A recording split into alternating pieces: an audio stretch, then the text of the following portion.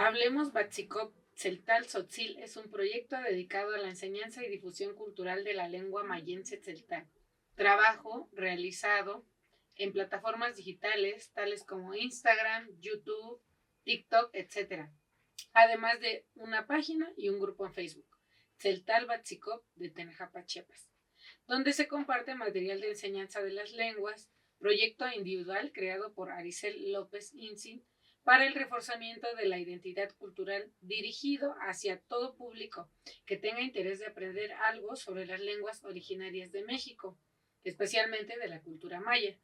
De acuerdo al autor, la principal motivación de esta iniciativa se debe al escaso contenido digital en lenguas indígenas, específicamente en celtal. Tiyolpaki Nikani, Pampatitztoque, Inmowaya, Tohuampoyowa, Amansi, Itztoc Aricel, Yaki Piano y página Tlen Motocastía, Aprendamos Batzicop. Bienvenido, Aricel, a este episodio de Tlachihuani, Entre Creadores.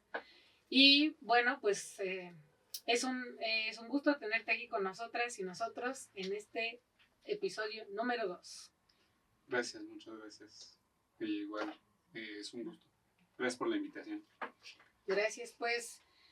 Este episodio, pues quisiéramos saber cómo es que le nombras a... Nosotros pensamos, como dijimos en el episodio, se titula Entre Creadores. Uh-huh. Y para nosotros, pues eres también un artista. ¿Cómo se le llamaría a este trabajo que tú haces en tu lengua originaria? ¿Cómo le nombrarías? Rayos, es justo hoy, curiosamente me encontré una vecina y me sacó como el tema de esto del reforzamiento. Y creo que también me surgió esta cuestión en la que siempre he tenido como conflicto de... Me hizo la pregunta de cómo reforzar o si se está rescatando las lenguas. Y algo que le digo es que no hay como términos de las cosas que se hacen al menos en las lenguas dominantes, a las lenguas originarias. Y algo de las cosas que yo hago, por ejemplo, no sé, ¿no? Como artesanos en mi pueblo, no hay un término general, ¿no? No hay un término que se refiera a artesano. Músico tampoco, por ejemplo, como comúnmente se llama en casi todas las regiones o culturas, el son, que es como la música, ¿no? Entonces, por ejemplo, el músico sería el sonovil, que es como el que hace el son, ¿no? Uh-huh. Y ya, o sea, no hay como por ejemplo, no hay un término específico para decir el que... el violinista, por ejemplo, ¿no? Que hay como un instrumento de violín en el pueblo, o un tambor, ¿no? El tamborero, por así decirlo. No hay como términos de esa manera. El sonovil puede ser el tamborero, que es el que machastig, por ejemplo, amay, que es como una flauta que se toca en ceremonias también. Entonces, por ejemplo, también jalabil, que es como el que hace el telar de cintura, que es el telar de cintura tal cual. Entonces, no sé cómo, por así decirlo, yo podría decir ya el Coptic como dar a mostrar nuestra lengua. Algo sería algo parecido, sería así. Pero sería una construcción, ajá, sería una pues una frase o una... Sí, justo, o sea, como algo forzado, constructivo en el sentido de tratar de nombrarlo en cierta manera al español, pero en el celtal creo que sí faltan mucho esos términos. Entonces no hay un término como tal de artesano o artista o músico. Músico, por ejemplo, sí existe, ¿no? Como el sonovil.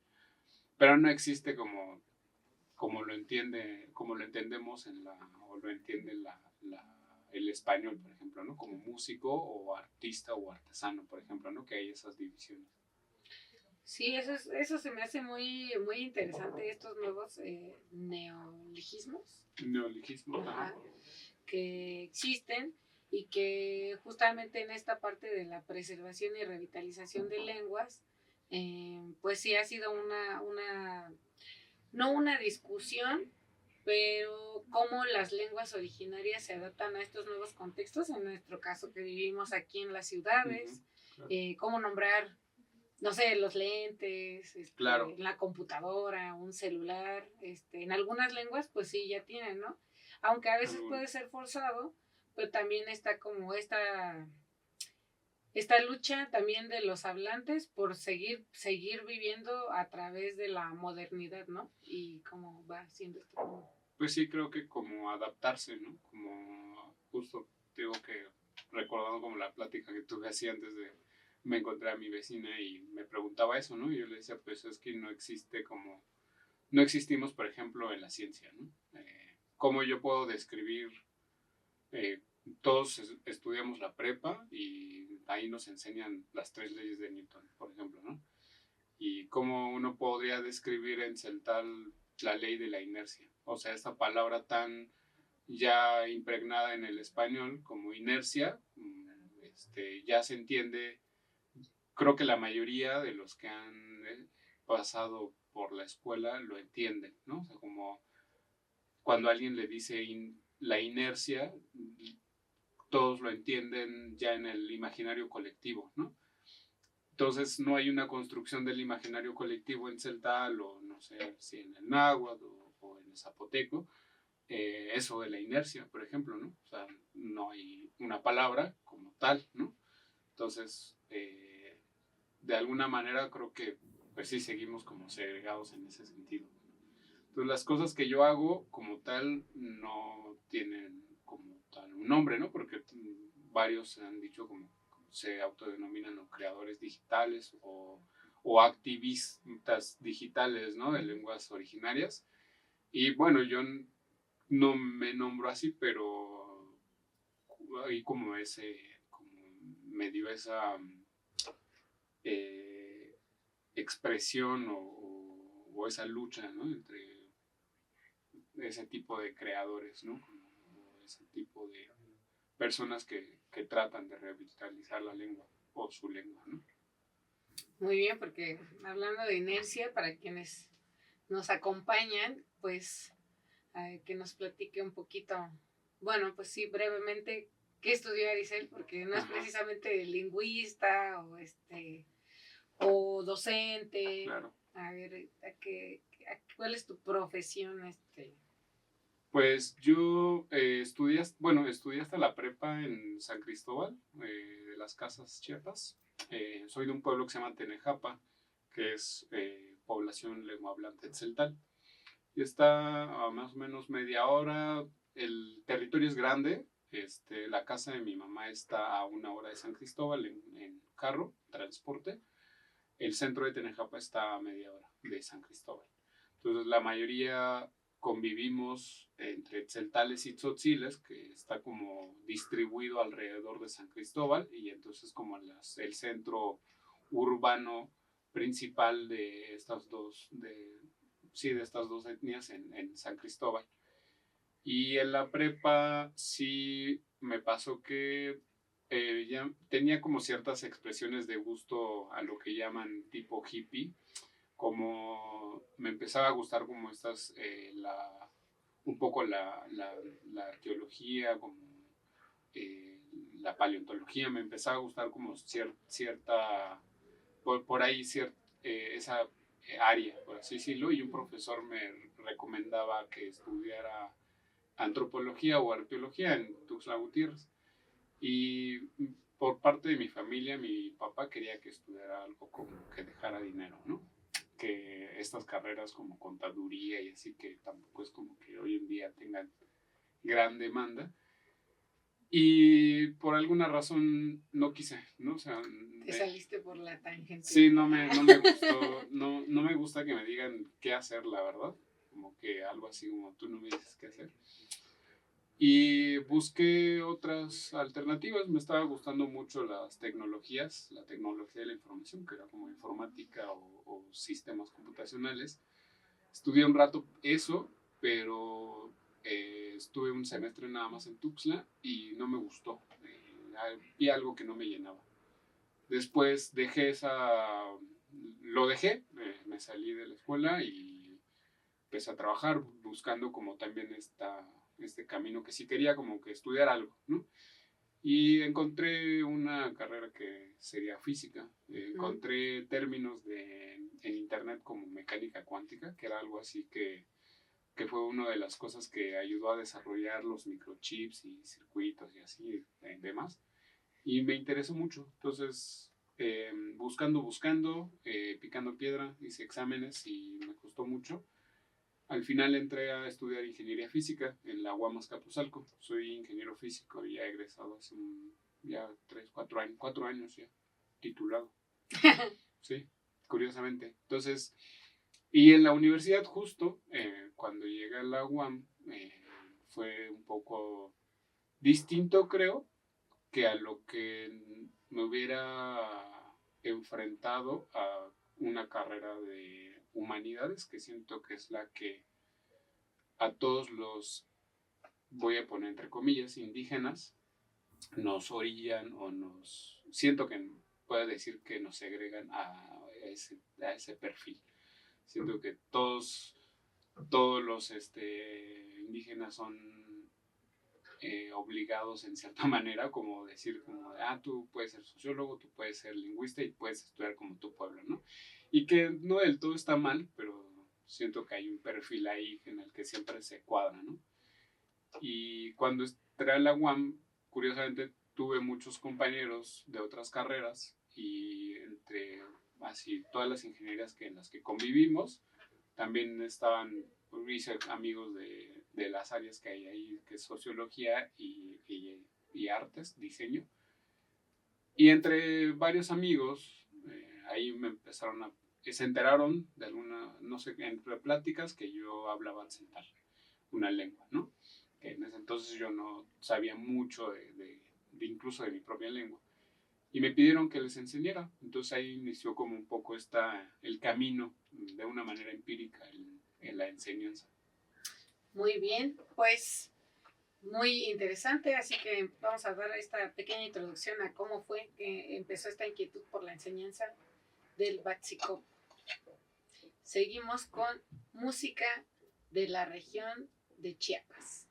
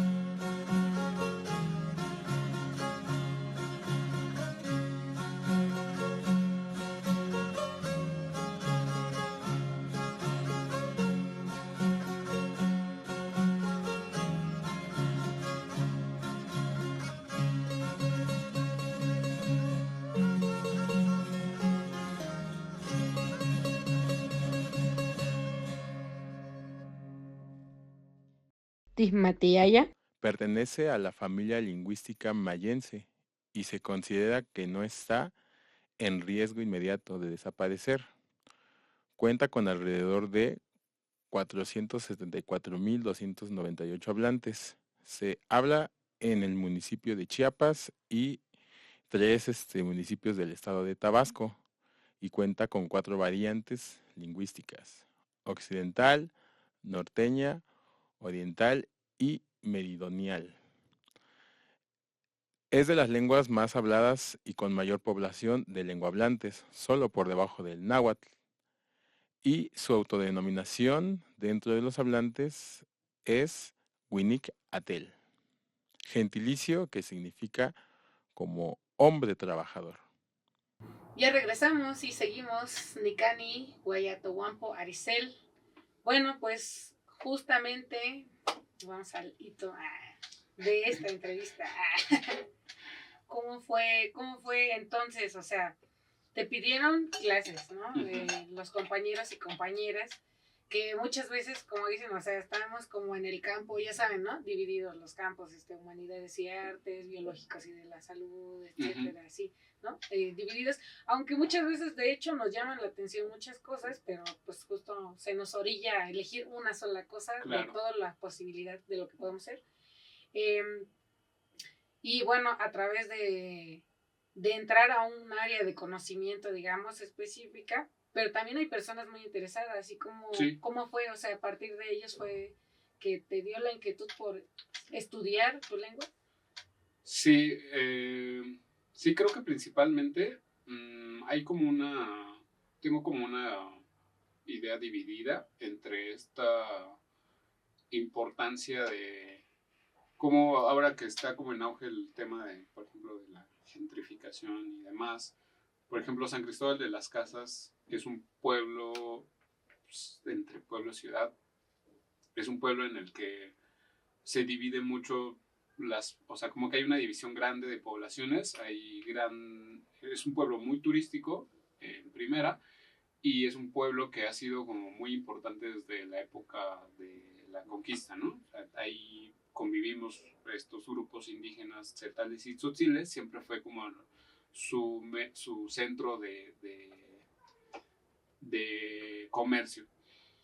Pero hubo una colonia española muy importante ahí en cierta época, y había una división, un racismo grande. Pero entonces, justo como que siempre se ha sentido como o siempre ha existido esta presencia, ya desde hace muchos años, esa división racial, por así decirlo. Y como hay mucho extranjero en San Cristóbal, como es muy turístico, se siente un poco más, ¿no? No sé si diré un poco más o mucho más.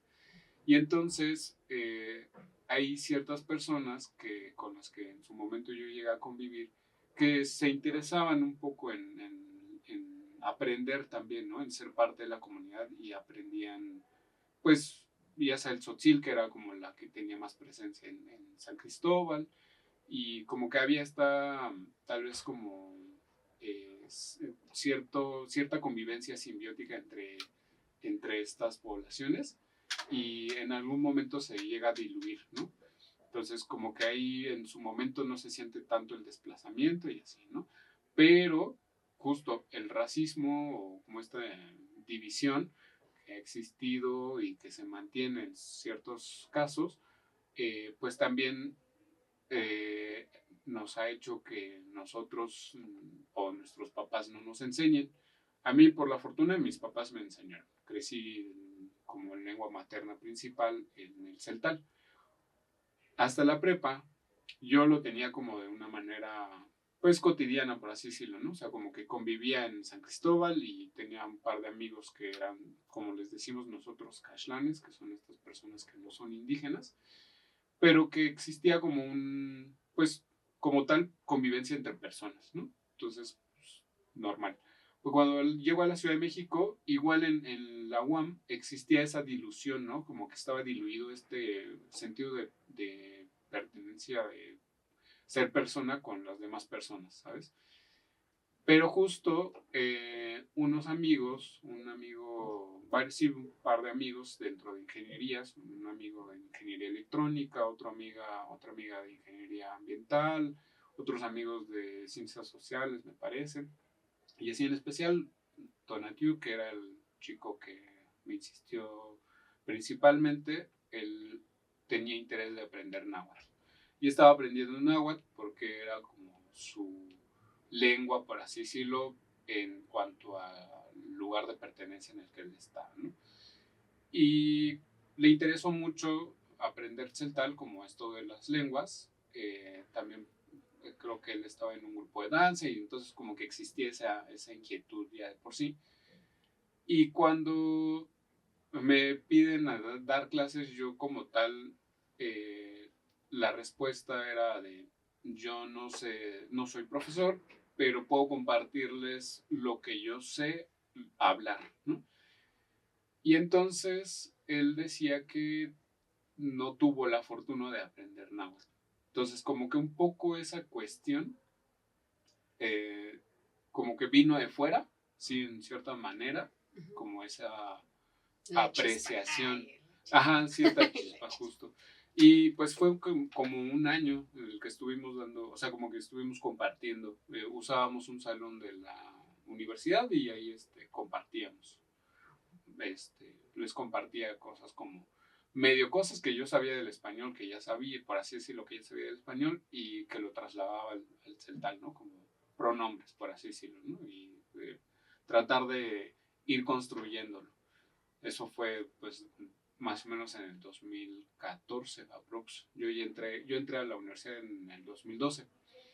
Entonces, más o menos al año y medio, empezamos como con esas compartencias, por así decirlo. Y curiosamente justo eran entre ingenieros y otros de otras áreas y así. Entonces, como que había esa convivencia y sentía como mucho... sí, no tanto como ese perfil en el que tú eres de cierta carrera y no te interesa otra cosa, ¿no? Entonces, como que sí existía, al menos en esa generación, con esas amistades, existía esa inquietud. Esa inquietud, sí. Y, por ejemplo, ¿tú cómo ves esta cuestión de la traducción ahorita que le estabas tocando?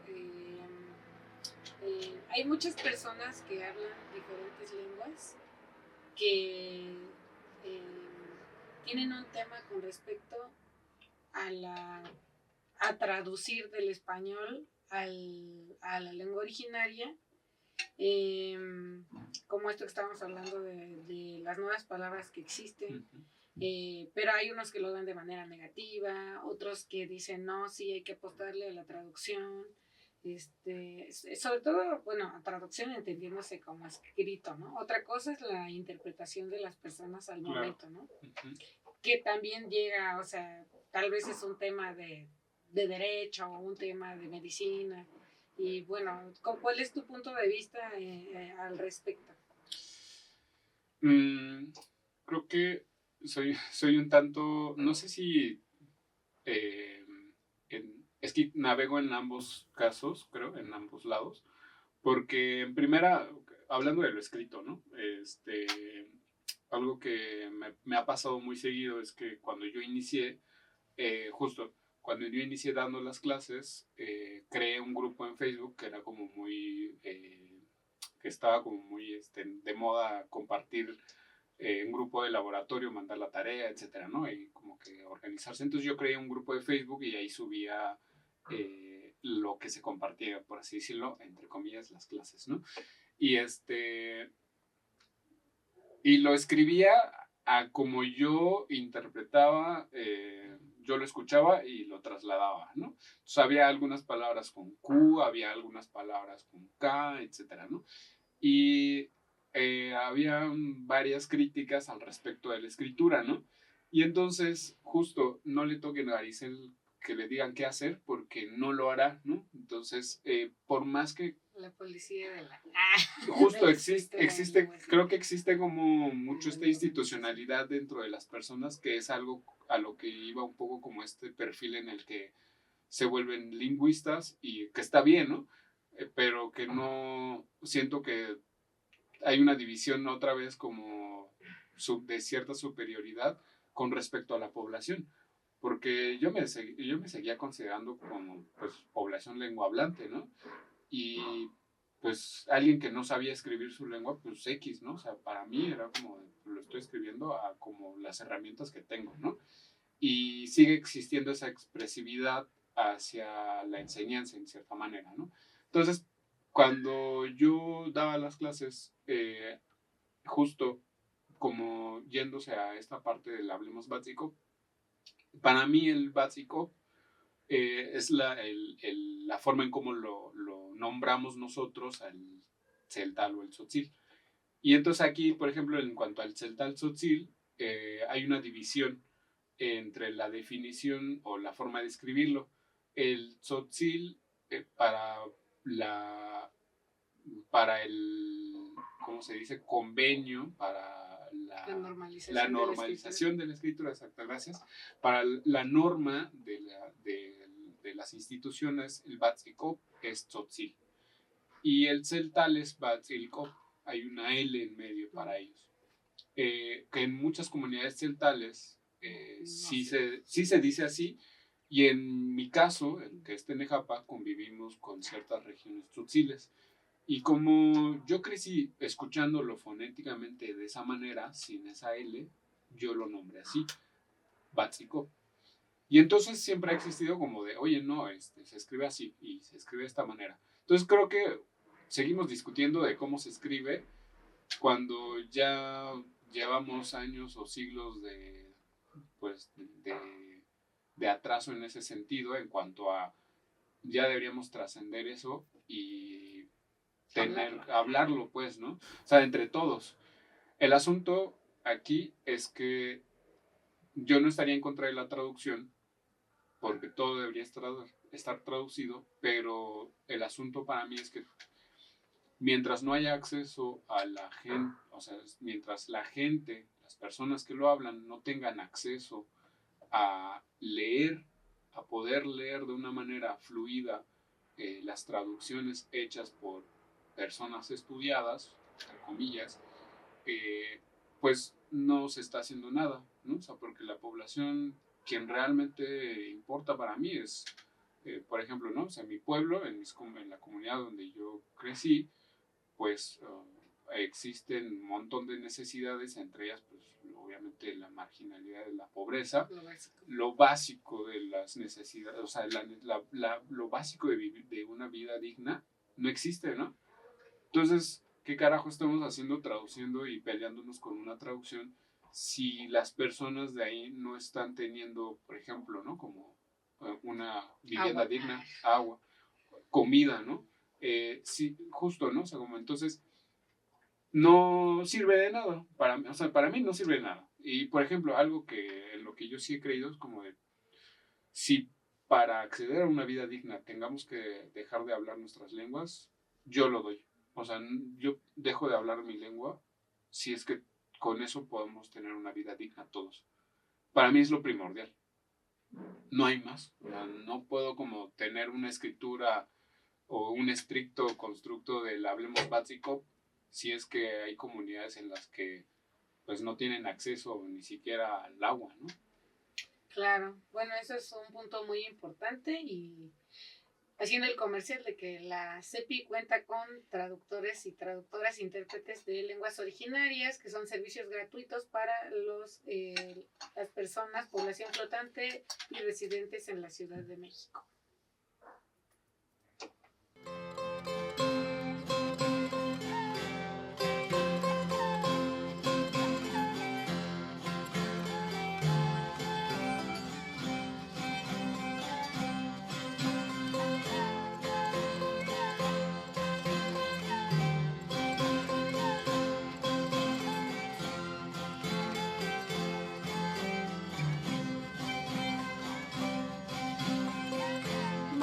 La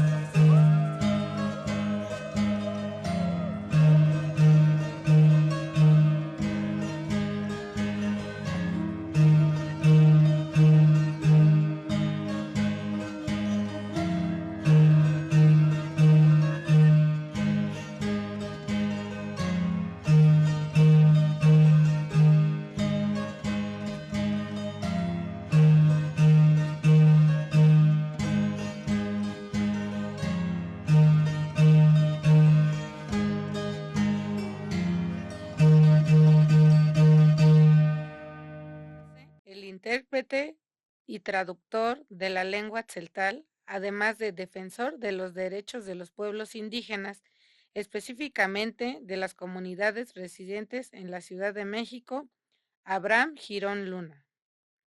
Por más de 40 años, fue residente de la gran metrópoli por más de 40 años. Don Abraham Girón defendió los derechos de muchos y muchas personas pertenecientes a comunidades indígenas que residen en muchos barrios de la ciudad. Estuvo dentro de tribunales, agencias del Ministerio Público y hospitales. En algún momento expresó: sigo fortaleciendo mi lengua materna. Es importante conservarla porque es parte de nuestra identidad cultural.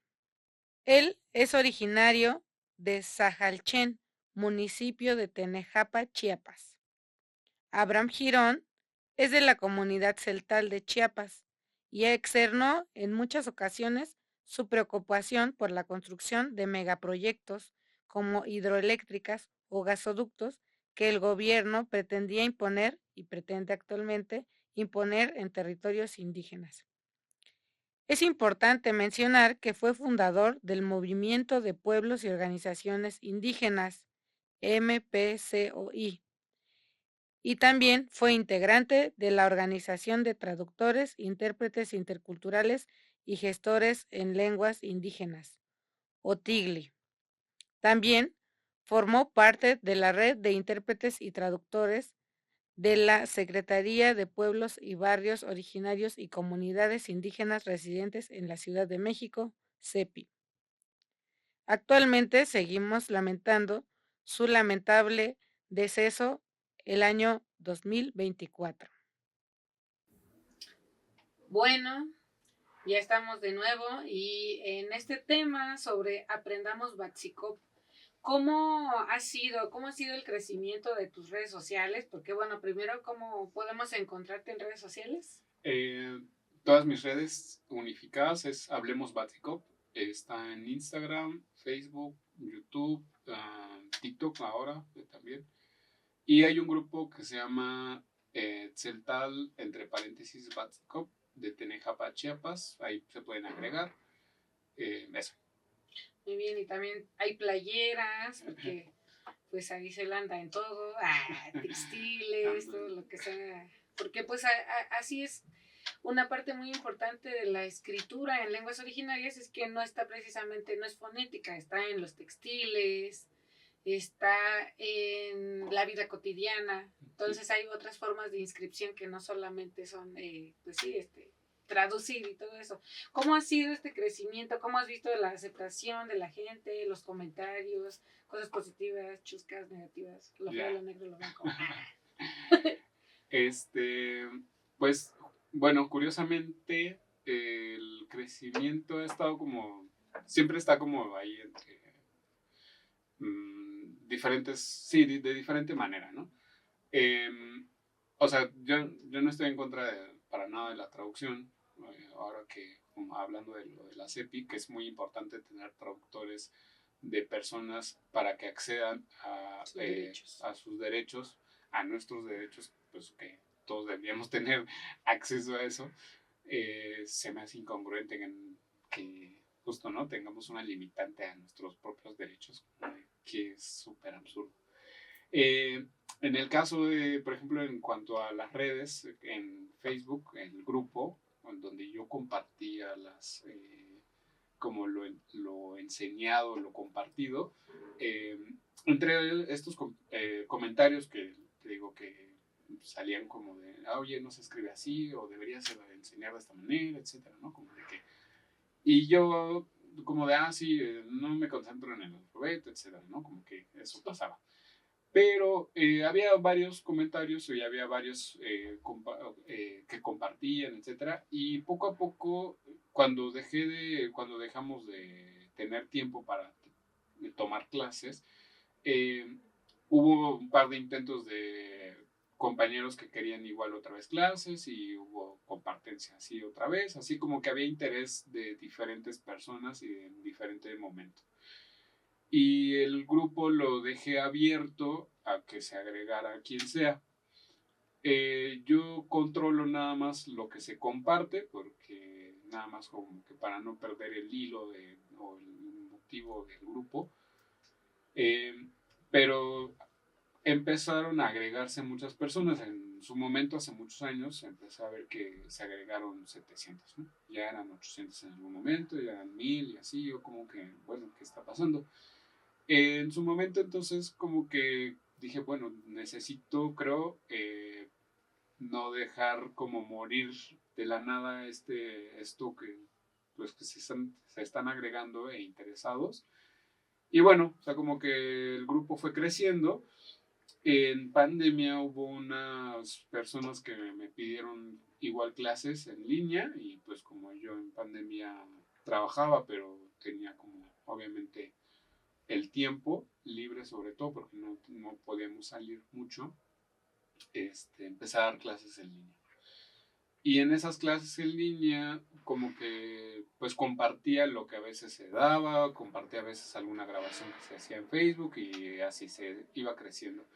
Al punto en el que decidí hacer una página para unificar ciertas como cierto contenido, por así decirlo. Que ahí más o menos creo que fue en el 2000, fue despuésito de pandemia, como 2021, 2022, aprox.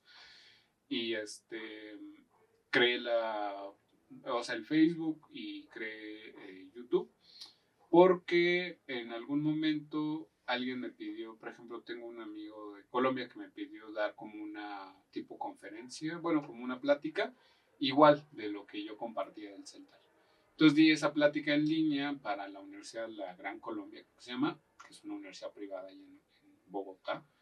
Y así como que estuvo lindo esa plática, tenía ese contenido que me mandaron grabado, y otra persona por ahí que me pidió hacer una traducción, entre comillas, de el poema que se le adjudica a Nezahualcóyotl, de El Cenzontle, que justo hay como una discusión de que no es de Nezahualcóyotl por la estructura romántica del poema, ¿no? Hice la traducción, me pidió que le mandara un audio, etcétera, se lo mandé, como todo, y al final se supone que era como para un proyecto de algo de pueblos originarios, que al final no pasó mi traducción, no sé qué pasó, pero... Y entonces yo no había cobrado nada de eso. Confiesen, ¿quién se la ¿Quién se lo...?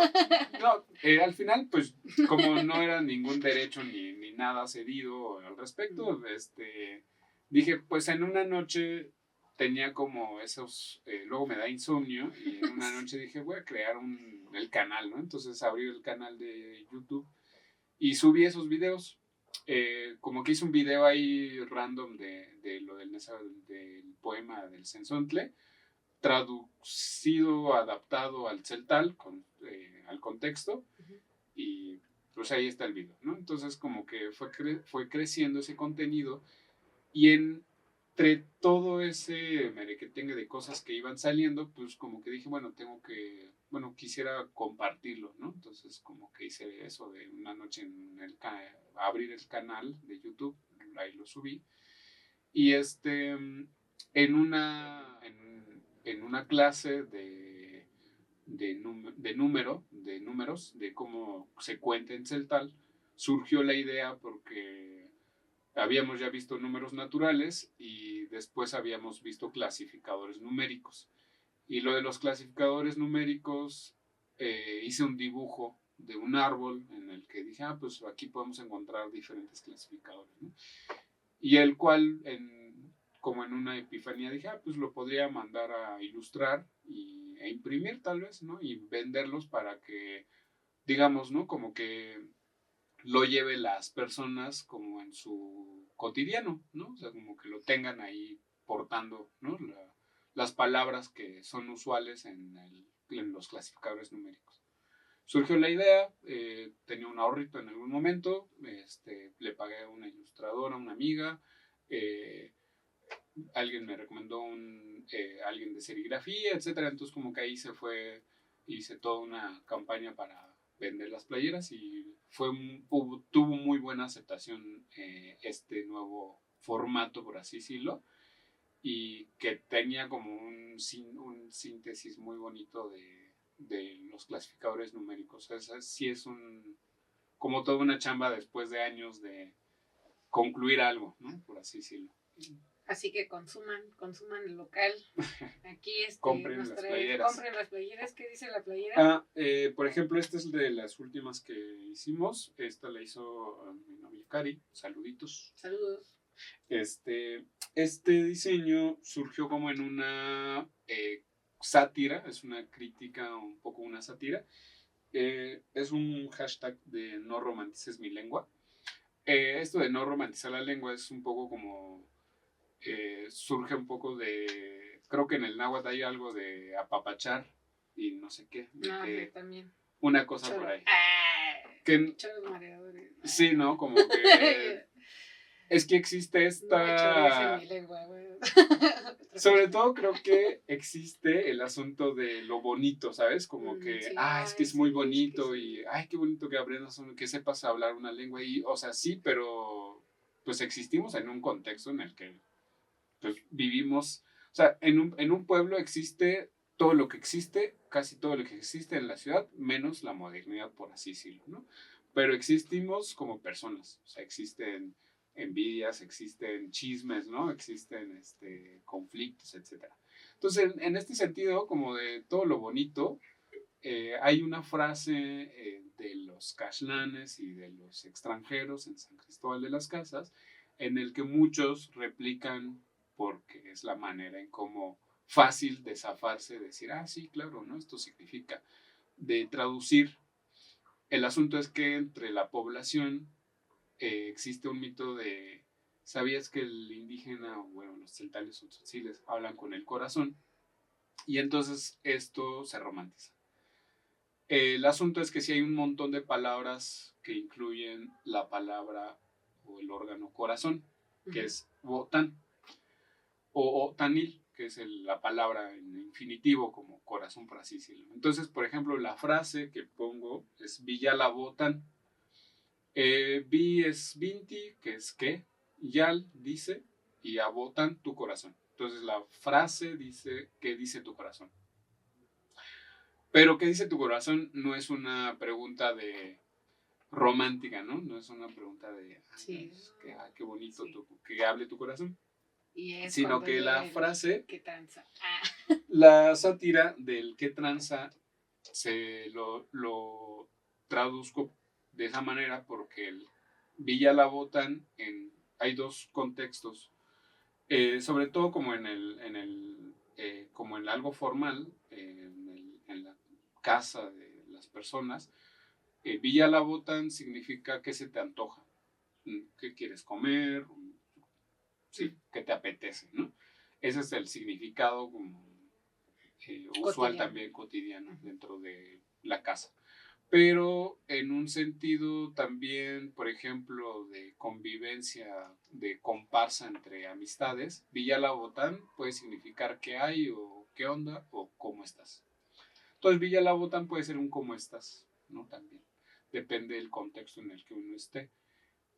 Entonces, así como para mí vivir en la ciudad y escuchar a un chilango hablando, decir qué trance, y yo puedo decir como, ay, qué bonito está hablando este chilango, pues en cierta manera, de manera satírica, Villa la Botán puede significar qué tranza, de esa manera billectiva de no romantices mi lengua, por así decirlo.